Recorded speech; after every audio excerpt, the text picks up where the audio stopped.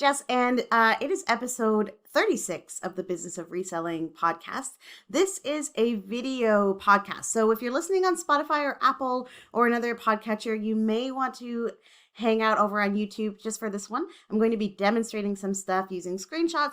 I will be explaining it pretty well. So you'll still get something out of this if you're listening on audio only, but I highly recommend that you go and check out what I'm showing you on the YouTube channel. That's youtube.com/@StorageWarrior podcast. Okay, so this is a video episode, and I'm going to be talking about some keyword experiments that I've been doing. But first, a little update on what's going on in the business. So a little Black Friday update. I ran my usual Cyber Week sales and offered some pretty big discounts. I found our Cyber Week and Black Friday weekend to be slower than they have been in the previous couple of years, but it is what I was expecting. I didn't think that it would be as bananas as the COVID years.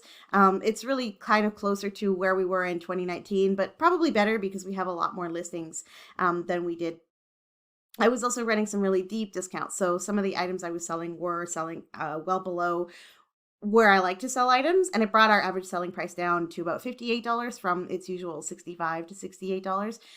So whatever, but that's fine because we were moving tons of great inventory out. So we shipped 47 packages the Monday after Black Friday and another 50 or so, 55, I think, throughout the rest of the week, which was great. But this past weekend has been even better. So we're already well over 50 packages. It's Monday night. So 50 parcels from the weekend, and sales seem to be going pretty strong through the week. Now, this is also in spite of the fact that a lot of my Cyber Week sales have now expired. So I'm still using offers to watchers because I have a lot of residual offer watchers left from people who started watching the items while the sale was on. Then they missed the sale. So I'm sending them a discount that's a little bit less than what the sale price was, but still a pretty good discount. And that's converting sales really well. Now I have 7,000 listings. We're a little short of that right now. And maybe 300 items that are eligible to send offers to watchers at any given time. That's because I send offers to watchers all the time, a couple of times a day, usually at least. So if you think about it, that's a really tiny percentage of my overall inventory. So it's not the only thing that's driving sales. It's just the, visibility of my items. We have a lot of things that are really giftable, and I do have a lot of stuff still on sale. So that's been pretty successful. And I'll probably do a video maybe closer to Christmas, just kind of like summarizing that whole experience of the last couple of weeks of the buying season, because it's still heating up and we've got about another 10, 12 days of like some really serious shopping before those postal deadlines pass, and people won't get their things by Christmas anymore. So it'll be interesting to see how selling goes as we get closer to Christmas. Now, the other thing I think that may have affected our Black Friday is that we weren't listing a lot because we haven't been picking up a ton of inventory lately. We got those license plates and that was great. That was like 200 and some items. We've been picking up little bits and pieces of things. We're doing a small estate right now, which is bringing us some inventory, but a lot of it is long tail and we haven't really processed any of it yet. But we did a great pick this morning. We got some really interesting items, a lot of old electronics, which are not my favorite thing because they have a high rate of return, but we usually sell things just for parts, even if we think they work, which has helped reduce that a little bit. Just some cool vintage stuff like car brochures. There were more license plates. Gosh, I can't even remember now, but there was some very interesting original Peanuts and Snoopy drawings, like the actual drawings, like not prints, signed by Charles Schultz. So that's pretty cool. I'm going to have to be spending some time figuring out what those are worth. So they're pretty cool pieces. So I'm excited. You'll be seeing some of that stuff pop up in the store in the next few days for sure. But of course, we're still looking for inventory. So please keep us in mind if you know somebody selling in the Pacific Northwest or Vancouver. Okay, this is the last full podcast episode before I give away my eBay store review. So if you don't know, the last few weeks, I've been running a contest. I'm going to be giving away a free store review, which is a report that I'm going to give you where I go to your eBay store. I assess your listings, your listing quality, your photos, your shipping, your business policies, your descriptions, as many things as I can. From your eBay store, and give you some suggestions on things that you might be able to do to improve listing visibility, store visibility, or just make your store overall more appealing to buyers. That's going to be a paid product that I'm offering next year, but I'm giving one away for the holidays, and I'll be announcing the winner next Tuesday, December 12th. So you have up until December 11th to enter that contest. And the way that you do it is you have to be subscribed to the channel, you've got to like some videos, and you need to leave a comment. So why not this one? You can leave a comment on this video or any of my previous videos. I'm going to be just adding up all the comments and drawing somebody from the virtual bucket next week. So until December 11th, make sure that you enter that contest. Just leave a comment, like, and subscribe to the channel, youtube.com/@StorageWarriorPodcast. Okay, we are going to get to the main content of this in just a minute. So here comes my eBay keyword experiment.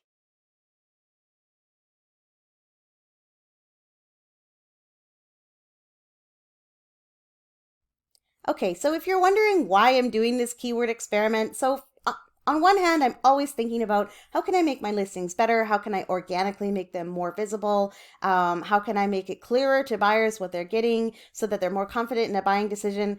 I'm always thinking about how to do that with my listings. So I do check out other YouTubers and other resellers to kind of see what sort of experiments they're doing and see if there's anything that I might be able to adapt to my own store. So one person I've been kind of turned on to lately is Rachel Strickland. So she's got a pretty big YouTube channel. I think it's 20,000 subscribers or so.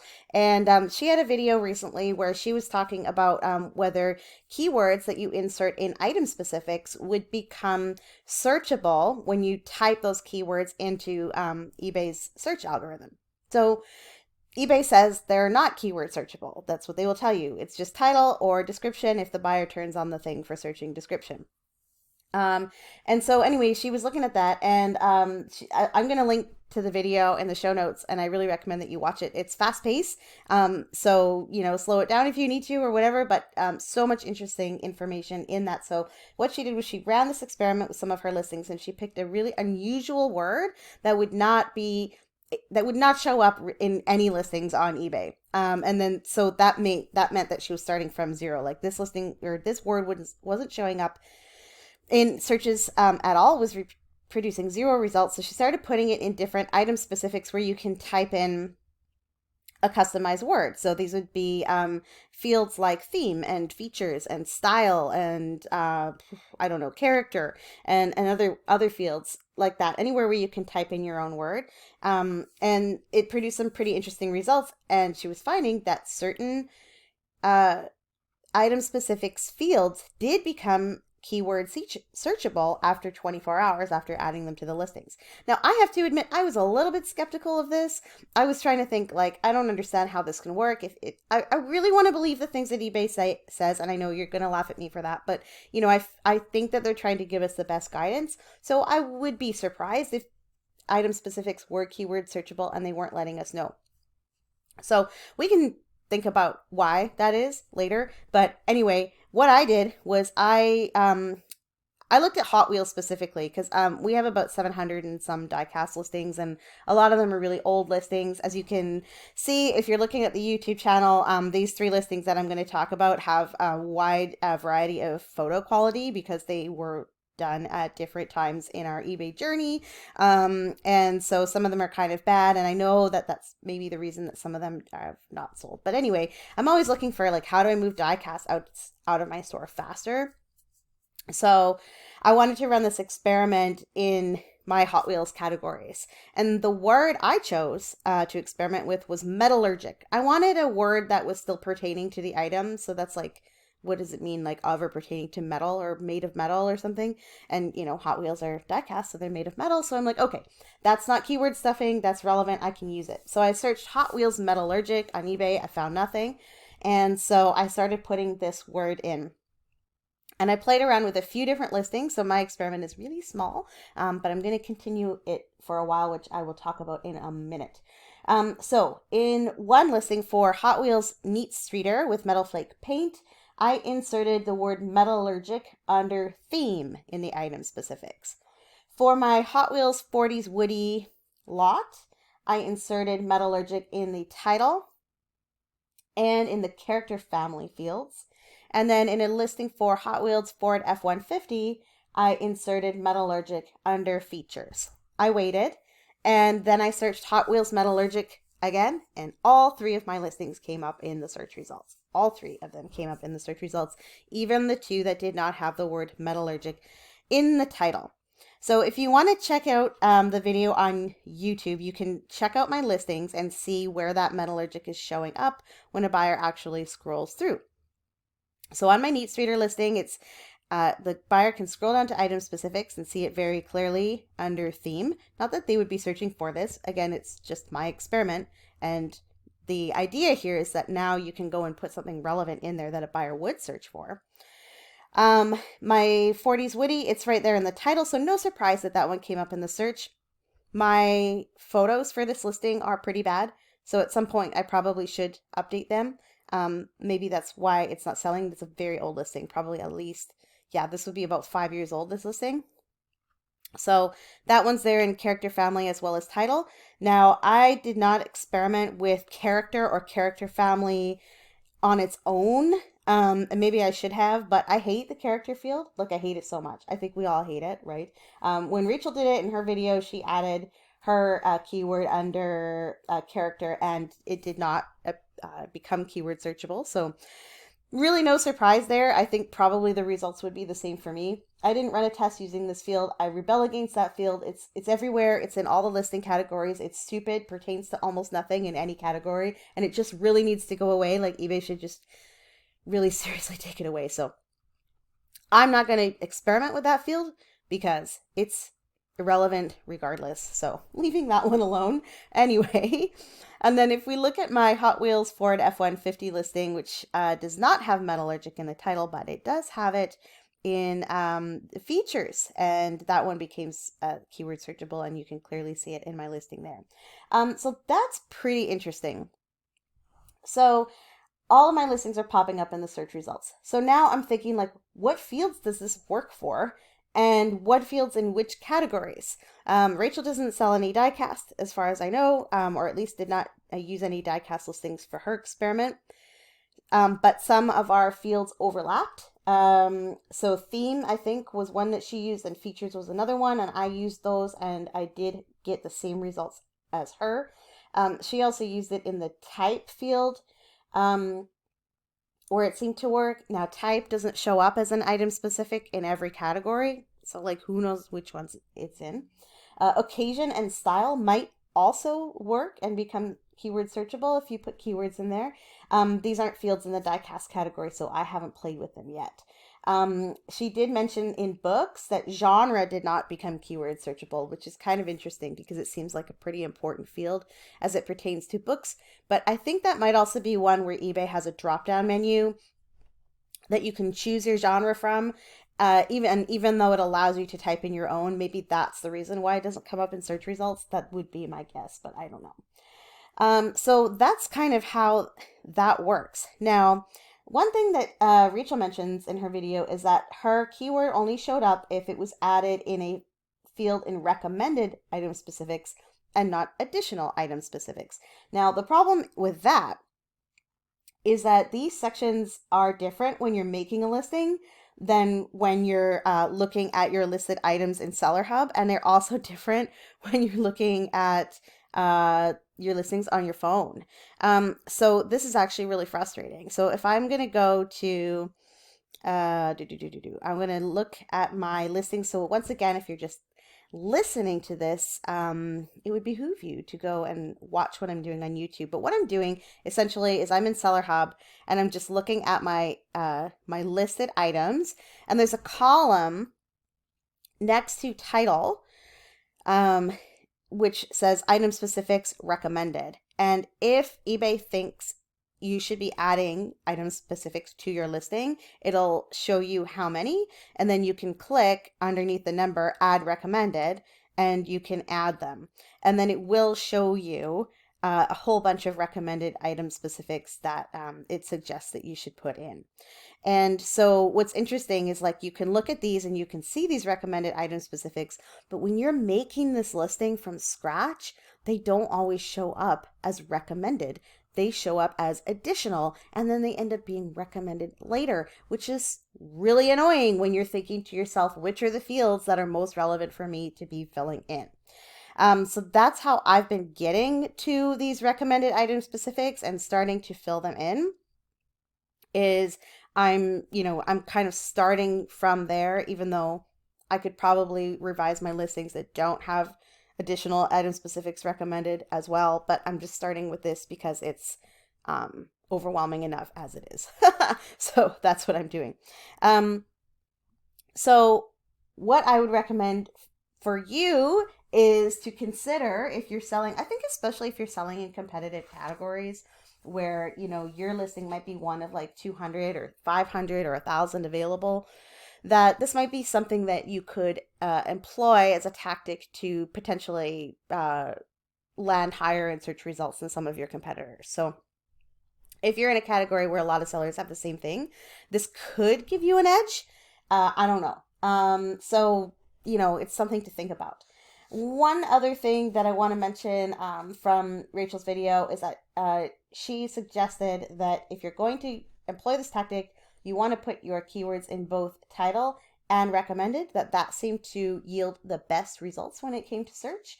But that putting it in two recommended fields is also effective. So if you had, say, features and theme as item specifics, and you had a relevant keyword for your item that you could put in both fields to do it, that it would help with making your item place higher in search. So I can't confirm that that's absolutely true, but it's definitely something you could experiment with, and something that I'm going to continue to experiment as well. So, why is this happening? Is it a new thing? I don't know if have things been keyword searchable for some time and we just don't know about it. Is eBay maybe thinking of rolling this out in the future, and that's why they don't tell us, because they don't want us to go all in on making a bunch of changes to our listings before this type of feature is fully rolled out and functional? It could be that. Someone in a group I'm in suggested that the AI tool that's, I guess, being used in the algorithm now could pick up some keywords from item specifics that way.